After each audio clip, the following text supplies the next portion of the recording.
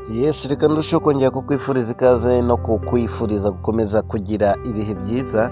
Mbere y'uko dutangira iyi nkuru, reka ngira andi makuru nkumenyesha yihutirwa kandi amakuru y'ingenzi cyane. Ndagira ngo nkumenyeshe rero nimba we ukunda amakuru ya politike ndetse yo hirya no hino mu bihugu bigiye bitandukanye ku bijyanye n'urupfu rwa ni ku bijyanye n'urupfu rwa perezida wa Iran waguye mu mpanuka y'indege ya rukobuteri ndetse aza no kuhasiga ubuzima mu gihugu cya Iran. Urumva ni ibintu bitoroshye. Abantu benshi batangiye kuvuga ku bijyanye n'intambara Iran yari ifitanye na Israel, bavuga yuko ngo Israel ishobora kuba yarabigizemo uruhare ku bijyanye n'urupfu rw'umuperezida wa Iran waguye mu mpanuka ya rokobuteri ubwo bari bavuye gutaha ikigo gikora ibijyanye nyine no ni nk'aho ari uruganda bari bavuye gutaha. Nyuma rero zimwe mu ndege zari ziherekeje perezida wa Iran habayemo hagati igihu gikomeye cyane, kimeze nk'aho cyari ikirere cy'imvura kibi cyane, bituma batamenya yuko indege yari itwaye perezida wa leta ya Iran ndetse na minisitiri baguye mu mpanuka y'indege mu ishyamba. Igihugu cya Iran ubu ngubu cyahawe iminsi ingana n'150 yo kuba bagenzura ibyateye urupfu rwa perezida wa Iran. Nyuma y'iminsi 150 hazaba amatora asesuwe yo gutora perezida uzahagararira igihugu cya Iran.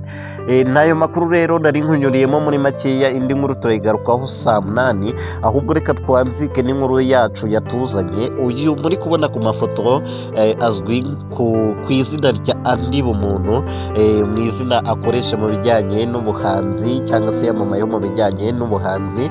Indirimbo yamamaye cyane yakozwe na Andi Bumuntu ni Valentine. Iyi ni indirimbo yakoze ikundwa n'igitsina gore, umubare mwinshi nibo wakunze iyi ndirimbo. Andi Bumuntu rero mu mwaka wa 2018 nibwo yahawe kontara yo gukorera kuri radiyo ya Kiss FM ikorera mu mujyi wa Kigali. Ni nyuma y'uko radiyo ya Kiss FM yakorerwagaho n'umuhanzi uzwi nka Uncle Austin wagiye ufasha abahanzi benshi kuzamuka no kugera ku nzozi zabo. Uncle Austin yakururaga abantu batari bakeya kuri radiyo ya Kiss FM. Nyuma y'igihe gitoya cyane haza kumenyekana inkuru ko umuhanzi akaba n'umunyamakuru wa Kiss FM ubu ngubu atakiri gukorera kuri radiyo ya Kiss FM. Muri icyo gihe ikiganiro cyakorwaga na Uncle Austin cyatangiye gukorwa n'uyu mugabo bita Andi Bumuntu. Andi Bumuntu atangira kuza mu nshingano zari iza Uncle Austin, ndetse byaragoranye cyane yuko ijwi rya Andi Bumuntu rikonta abantu bakurikirana Kiss FM nk'uko umuhanzi Uncle Austin yakururaga abantu batari bakeya.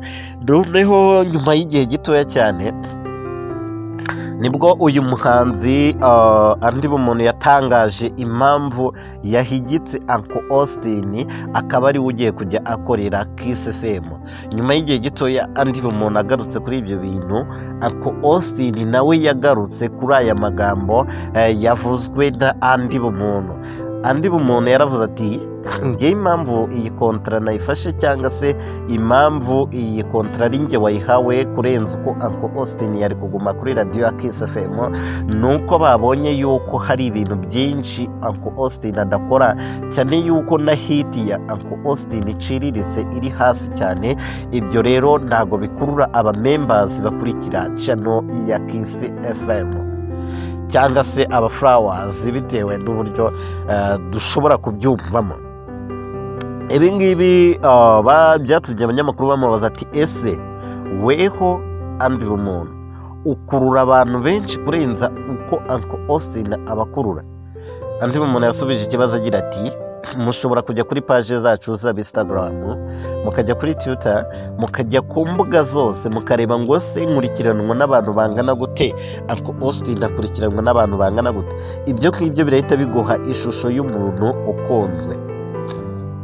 Abarangije baramubaza baramubwira bati kuri TikTok cyangwa se ku Instagram ndetse n'izindi mbuga abagufurowinga nuko baba bakureba, ariko aka kanya ugiye gukorera kuri radiyo hamwe abantu batazaba bakureba. Ese tuzabyirwa n'iki nimba umubare w'abakunda ijwi ryawe n'ibyo ukora ari mwinshi kurenza wa Uncle Austin? Kuko Uncle Austin mu gihe amariye kuri Kiss FM nta mubare ugaragara w'abantu